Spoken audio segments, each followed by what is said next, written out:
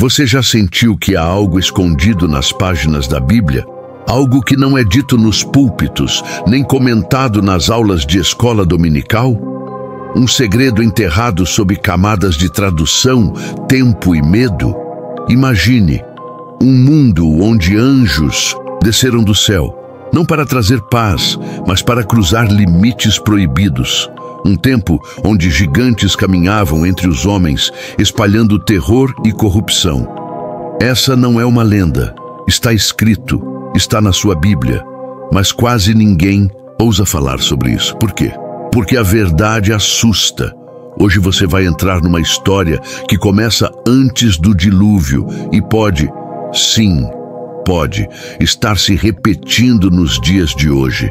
Você vai descobrir quem foram os Nefilins, os filhos da queda, e por que a sua existência é um alerta para os últimos dias. Prepare-se, porque o que você vai ouvir pode mudar completamente a forma como você enxerga o mundo espiritual e o futuro da humanidade. E se você acha que tudo isso ficou no passado, talvez já seja tarde demais. Silencie tudo ao seu redor e preste atenção. O vídeo começa agora. Imagine um tempo em que a Terra era habitada por seres de proporções colossais, criaturas tão impressionantes que seus feitos se tornaram lendas entre os antigos. Mas e se eu te dissesse que essa história não vem da mitologia, mas da própria Bíblia? Em Gênesis capítulo 6, versículos de 1 a 4, somos apresentados a um trecho envolto em mistério e polêmica. Naqueles dias havia gigantes na terra. Esses gigantes eram chamados de Nefilins, uma palavra que, até hoje, gera debates acalorados entre estudiosos, teólogos e curiosos. O texto bíblico menciona que os filhos de Deus viram que as filhas dos homens eram belas e tomaram para si esposas, gerando assim esses seres gigantescos e poderosos. Mas afinal, quem eram esses filhos de Deus? E por que a união deles com mulheres humanas resultaria em criaturas tão anômalas? É aqui que o mistério se aprofunda. Há duas grandes interpretações sobre quem seriam esses filhos de Deus. A mais aceita no meio teológico tradicional afirma que eles eram descendentes de Sete, o filho de Adão, uma linhagem piedosa que se misturou com a linhagem de Caim, símbolo da rebeldia e da corrupção. No entanto, essa visão é questionada por uma interpretação mais antiga e muito mais intrigante. Alguns estudiosos e escritos judaicos antigos afirmam que esses filhos de Deus eram, na verdade, anjos caídos, seres celestiais que desobedeceram às ordens divinas e desceram à terra para se relacionar com mulheres humanas. A ideia de que seres espirituais tomaram forma física e se uniram com a humanidade pode parecer absurda à primeira vista, mas ela é reforçada por outros textos fora do cânon bíblico, como o livro de Enoque. Esse livro apócrifo, que foi amplamente lido na antiguidade, descreve com detalhes como um grupo de anjos, chamados de vigilantes, desceram ao Monte Hermon e pactuaram entre si para cometer esse ato proibido. Ao mergulharmos mais fundo nesse enigma ancestral, nos deparamos com uma questão central. Quem eram, de fato, esses misteriosos filhos de Deus? A Bíblia não oferece uma explicação direta, e isso abriu espaço para séculos de debate e interpretação. A primeira linha de pensamento, mais simbólica e menos sobrenatural, sugere que esses filhos de Deus eram apenas seres humanos, descendentes da linhagem piedosa de Sete, o filho de Adão. Para esses estudiosos, a história em Gênesis 6 é uma metáfora do colapso espiritual da humanidade, quando os justos se misturaram com os ímpios, representados pelas filhas dos homens, descendentes de Caim, gerando uma geração corrompida, violenta e afastada de Deus. Porém, essa visão mais segura é colocada em xeque quando consideramos a própria linguagem original do texto. O termo hebraico usado para filhos de Deus é Bene Elohim, uma expressão que, em outros pontos das Escrituras, é usada para se referir a anjos, como no livro de Jó, onde claramente se trata de seres celestiais. Essa conexão linguística e teológica levou muitos estudiosos antigos, como os escritores dos manuscritos do Mar Morto, os rabinos judeus do período intertestamentário e até os primeiros cristãos, a acreditarem que os filhos de Deus, mencionados em Gênesis, eram na verdade anjos rebeldes. Essa teoria, por mais chocante que pareça, encaixa-se perfeitamente no quebra-cabeça narrativo, seres poderosos, com acesso ao plano espiritual, decidindo transgredir os limites divinos e tomar esposas humanas. O resultado?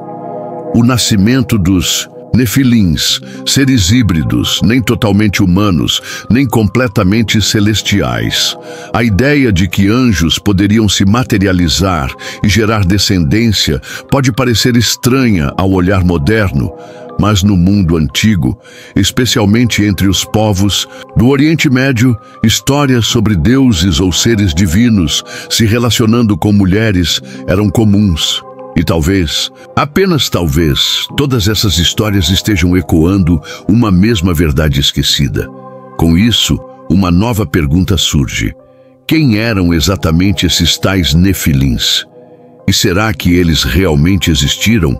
Ou são apenas uma lenda embutida nas páginas da Bíblia? Os Nefilins, essa palavra carregada de mistério, medo e fascínio, aparecem na Bíblia em um dos momentos mais sombrios da história humana. Em hebraico, a palavra Nefilim deriva da raiz NPL, que pode significar cair, levando muitos estudiosos a traduzirem como os caídos. Mas caídos de onde? Do céu? Da graça? Ou seriam simplesmente seres que causaram a queda moral da humanidade? O texto de Gênesis 6 afirma que esses Nefilins estavam na terra naqueles dias e também depois, sugerindo que sua presença foi duradoura e marcante.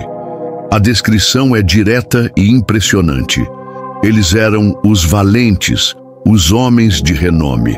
Isso levanta uma hipótese perturbadora.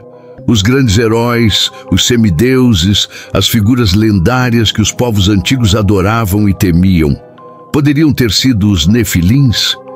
Criaturas de força descomunal, inteligência acima do normal e natureza, corrompida, fruto da união entre os filhos de Deus e as filhas dos homens. Essa interpretação não está sozinha. Diversas culturas ao redor do mundo contam histórias parecidas, deuses que descem à terra e geram heróis com mulheres humanas.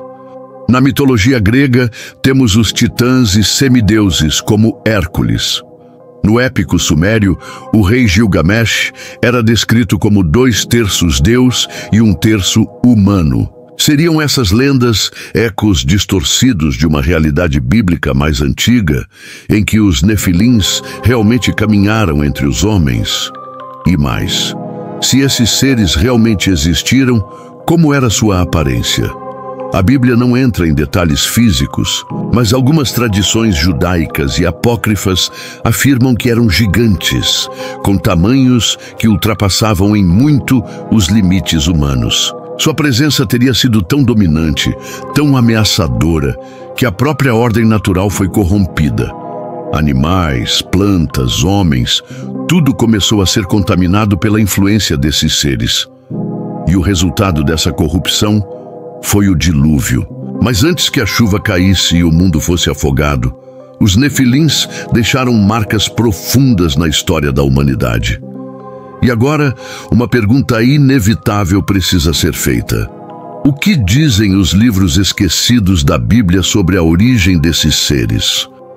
Se o texto bíblico canônico nos deixa com perguntas sem resposta, os livros apócrifos, especialmente o livro de Enoque, mergulham de cabeça no que Gênesis apenas sussurra.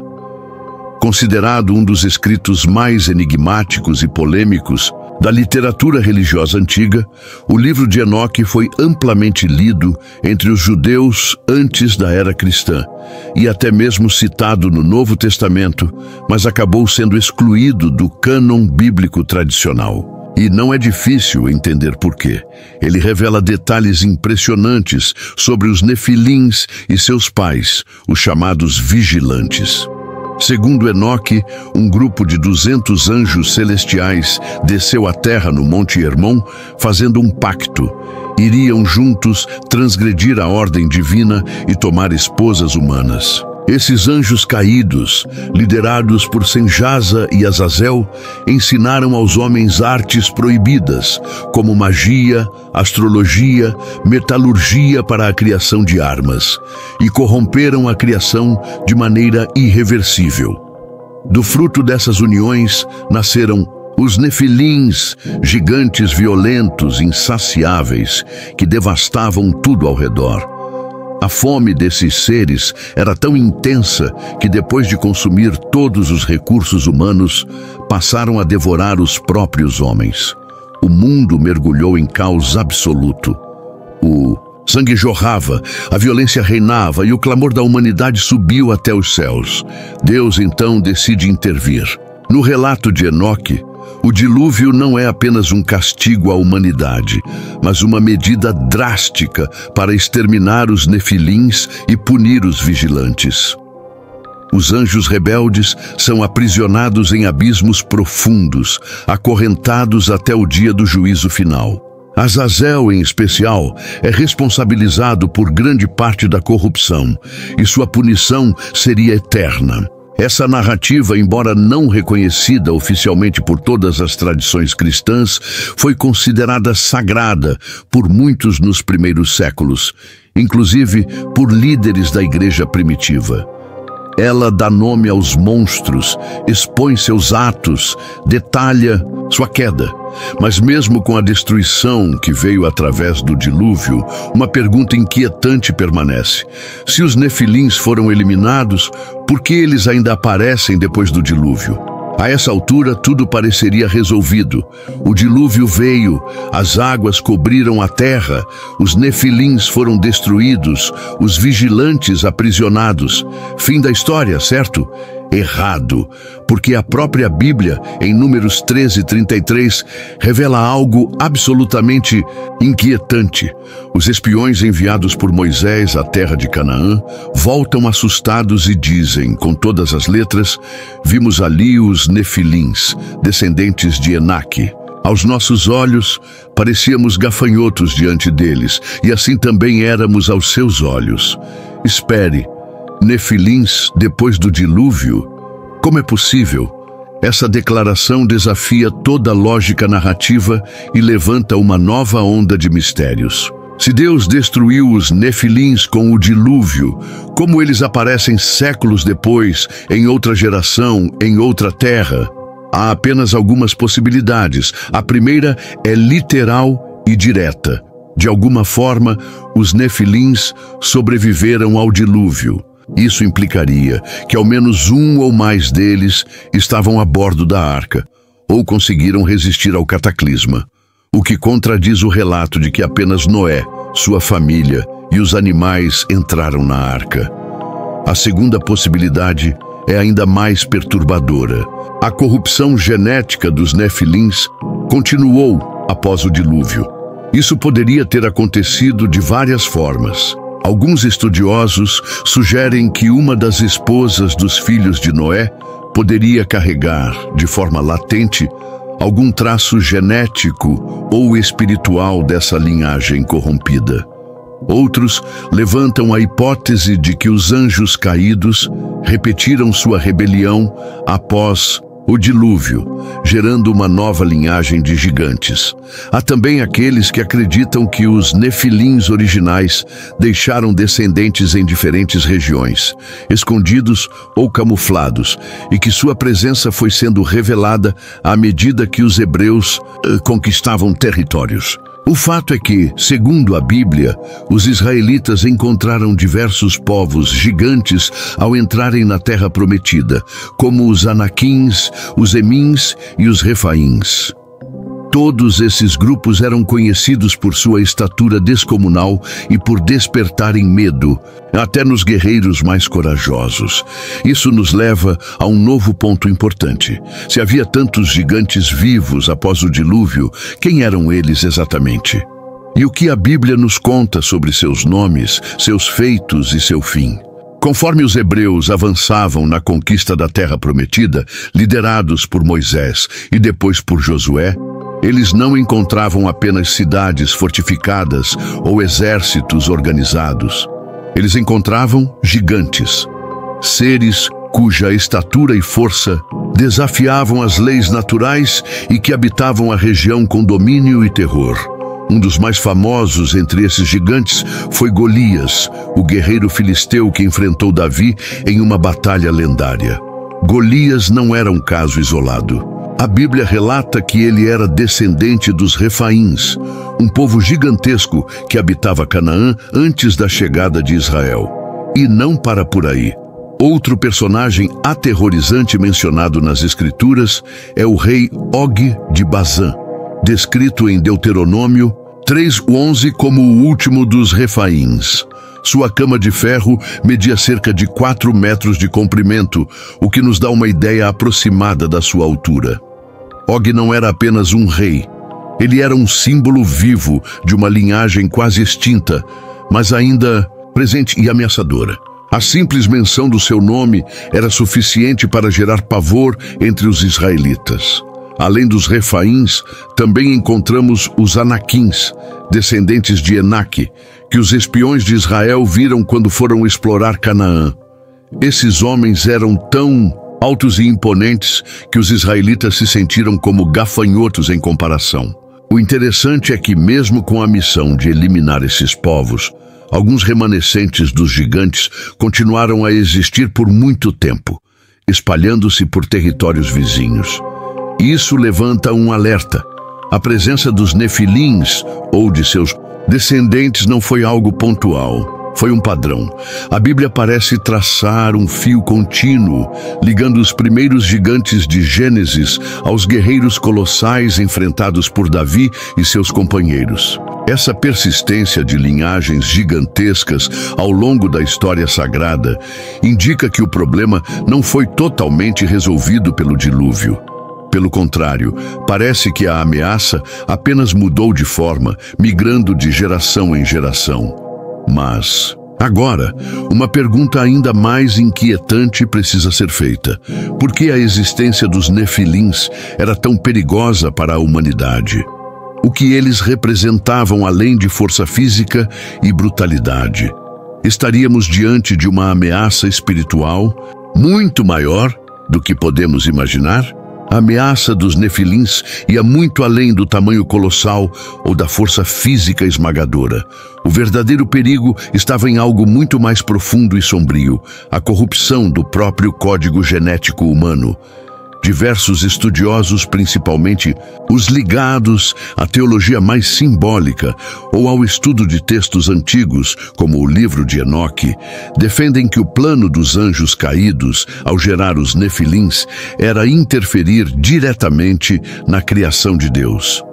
Não se tratava apenas de dominação territorial ou violência, mas de desfigurar a humanidade em sua essência, misturando o espiritual com o carnal, o celestial com o terreno, o sagrado com o profano. O objetivo seria impedir a chegada de um redentor, alguém que fosse verdadeiramente humano, descendente puro da linhagem de Adão, como profetizado desde o Éden. Se toda a terra estivesse corrompida, se todo o sangue humano estivesse misturado com o dos nefilins, o plano divino de salvação seria inviabilizado. O ataque, portanto, era estratégico e espiritual, não apenas físico. Essa ideia ganha ainda mais força quando analisamos Gênesis 6:9, que descreve Noé como um homem íntegro em suas gerações. A palavra íntegro, nesse contexto, pode estar relacionada não apenas à sua conduta moral, mas à pureza de sua linhagem. Ou seja, seu DNA não havia sido contaminado pela influência dos anjos caídos. Se essa teoria estiver correta, o dilúvio teria sido uma medida extrema para preservar a linhagem humana original, eliminando a corrupção genética que ameaçava apagar a distinção entre o que era divinamente criado e o que era espiritualmente corrompido. Isso explicaria por que Deus não apenas pune, mas extermina quase toda a criação, como uma limpeza cirúrgica para reiniciar a humanidade. E essa lógica também explicaria a insistência divina em que Israel exterminasse completamente os povos gigantes remanescentes na Terra Prometida. Não por crueldade, mas porque ali ainda poderia haver vestígios dessa linhagem perversa. Agora imagine o seguinte: e se essa corrupção genética nunca foi totalmente erradicada? E se os traços dos nefilins ainda persistem entre nós, disfarçados, ocultos, esperando o momento certo para retornar? A Bíblia nos dá uma pista perturbadora sobre isso, e ela está nas profecias do fim dos tempos. Se os nefilins representaram um perigo tão grave no passado, a ponto de Deus trazer o dilúvio para tentar erradicá-los, a pergunta que ecoa como um trovão nos nossos dias é: eles vão voltar? Jesus, ao falar sobre os sinais do fim dos tempos, deixou uma pista que arrepia até os mais céticos. Em Mateus 24:37, ele declara: assim como foi nos dias de Noé, também será na vinda do Filho do Homem. Essa frase, muitas vezes ignorada ou interpretada superficialmente, pode conter uma revelação explosiva. O que estava acontecendo nos dias de Noé? A união de anjos caídos com mulheres humanas. A geração de uma linhagem híbrida, poderosa e corrupta. A tentativa de deformar a humanidade a ponto de torná-la irreconhecível aos olhos de Deus. Se o retorno de Cristo será como nos dias de Noé, será que veremos novamente a ascensão dos nefilins? Seria essa profecia um alerta de que o mundo caminha rumo a um novo estágio de corrupção genética e espiritual? Teorias modernas reforçam esse temor. Com os avanços da ciência, especialmente nas áreas de engenharia genética, clonagem e manipulação de DNA, muitos começam a questionar se estamos reabrindo portas que deveriam permanecer fechadas. E se os mesmos seres espirituais que influenciaram a humanidade no passado ainda atuam hoje, usando outras ferramentas mais sutis e tecnológicas? Há estudiosos que apontam até mesmo para fenômenos modernos, como abduções, relatos de híbridos e manipulações biológicas secretas, como possíveis manifestações de uma nova tentativa de corromper a criação. A profecia de Daniel sobre o reino do fim que seria misturado com semente humana, Daniel 2:43, é frequentemente citada como uma possível alusão a isso. Seja como for, a Bíblia nos mostra um ciclo. A corrupção vem, Deus intervém e o conflito entre o céu e as forças da rebelião continua. Mas agora, resta uma última e inquietante pergunta: se os nefilins realmente vão voltar? Será que já estão entre nós? E mais importante, estamos prontos para reconhecê-los ou seremos enganados mais uma vez como nos dias de Noé? Eles vieram e deixaram marcas profundas, não só na terra, mas na história, na fé e talvez no sangue da humanidade. Os nefilins não foram apenas um capítulo obscuro da Bíblia, eles foram um aviso. Um sinal de que existem forças agindo por trás do véu visível, manipulando, enganando e tentando repetir a mesma corrupção que quase destruiu o mundo uma vez. Hoje, mais do que nunca, os sinais estão de volta. E a pergunta que fica é: você está preparado? Preparado para discernir o que está acontecendo diante dos seus olhos, mas que poucos conseguem enxergar? Se você sentiu que esse vídeo te despertou, não ignore isso. Essa é apenas a superfície de uma verdade muito mais profunda. Aqui, neste canal, a cada novo episódio, vamos escavar o oculto, revelar o que foi escondido e trazer à luz os segredos mais sombrios das Escrituras. Então se inscreva agora, ative as notificações e venha comigo nessa jornada por entre os mistérios da Bíblia, porque o que foi pode ser de novo, e aqueles que vigiam precisam estar acordados. Nos vemos no próximo vídeo.